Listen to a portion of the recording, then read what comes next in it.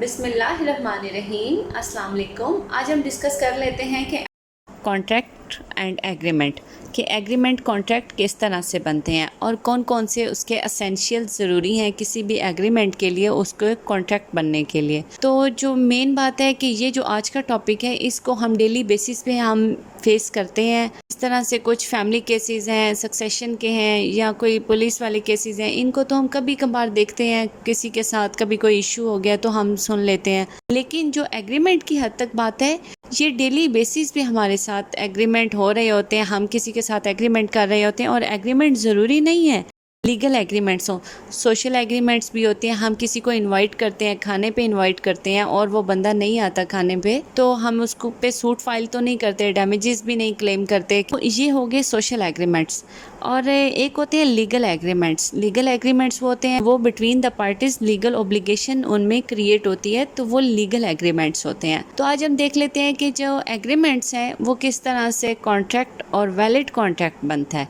सबसे पहली बात कि एग्रीमेंट किस तरह से बनता है, तो एक शख्स ऑफ़र करेगा, प्रपोज करेगा और प्रपोज़ल पे उसकी एक्सेप्टेंस जब आएगी, उसकी ऑफ़र को एक्सेप्ट किया जाएगा तो वो प्रॉमिस बन जाएगा। यानी ऑफ़र यानी प्रपोज़ल और फिर उसकी एक्सेप्टेंस को क्या कंसीडर किया जाएगा? प्रॉमिस। कोई भी प्रॉमिस या सेट ऑफ प्रॉमिसेस जब उसमें कंसिडरेशन ऐड होगी, consideration means give and take something, दोनों के पार्टीज़ में कोई ना कोई उसमें इंटरेस्ट हो दोनों पार्टीज़ का, जब वो कंसिडरेशन ऐड होगी उस प्रॉमिस में तो वो एग्रीमेंट बन जाएगा। एग्रीमेंट जब इन्फोर्सिबल बाय लॉ होगा, यानी उसको थ्रू कोर्ट हम इन्फोर्स करवा सकते हैं, इन्फोर्सिबिलिटी उसमें आ जाती है, between the parties legal obligation create हो जाती हैं, तो वो वैलिड कॉन्ट्रैक्ट बन जाता है वो एग्रीमेंट। कोई भी जो एग्रीमेंट है वो वैलिड कॉन्ट्रैक्ट तो बन जाता है, लेकिन उसके लिए जो एसेंशियल्स हैं, उसके जो ज़रूरी लवाजमात हैं, इंग्रेडिएंट्स हैं, तो 10 मेन पॉइंट्स हैं जो हमने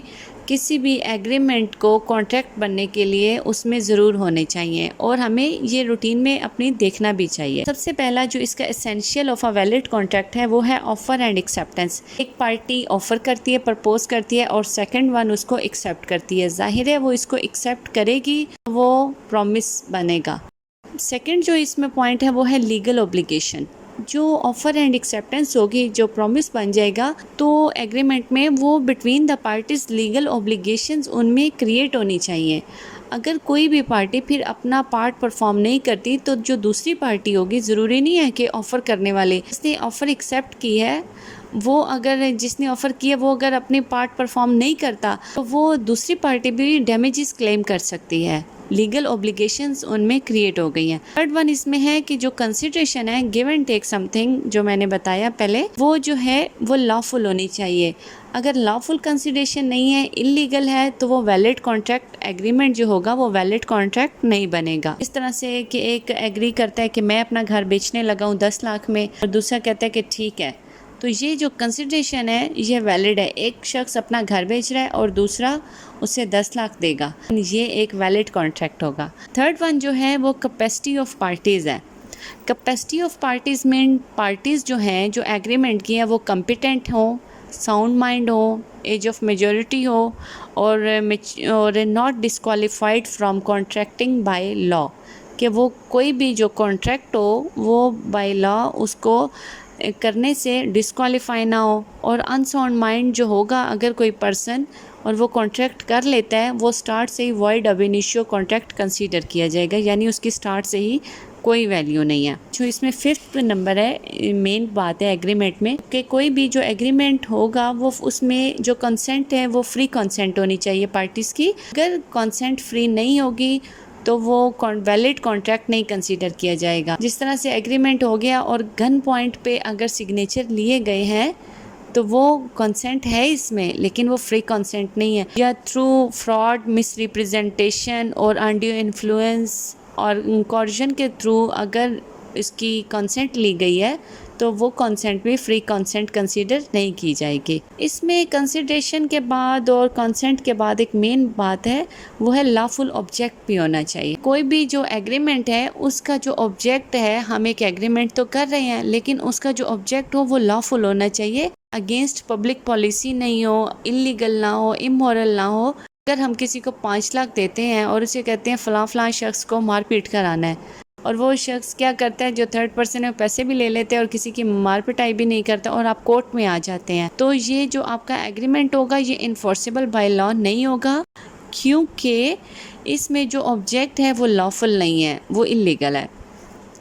और इसमें 7th पॉइंट है, राइटिंग एंड रजिस्ट्रेशन होनी चाहिए। जो एग्रीमेंट है वो इन राइटिंग हो सकता है, ओरल भी हो सकता है, एक्सप्रेस भी हो सकता है, इम्प्लाइड भी हो सकता है, लेकिन जहाँ पे लॉ रिक्वायर्ड कर रहा है कि एग्रीमेंट्स और कॉन्ट्रैक्ट्स जो हैं वो इन राइटिंग होने चाहिए, तो वो सारे एग्रीमेंट्स जो हैं वो इन राइटिंग ही होने चाहिए, वो ओरल और एक्सप्रेस और इम्प्लाइड नहीं होने चाहिए। जहाँ पे इन राइटिंग है वो इन राइटिंग ही होने चाहिए।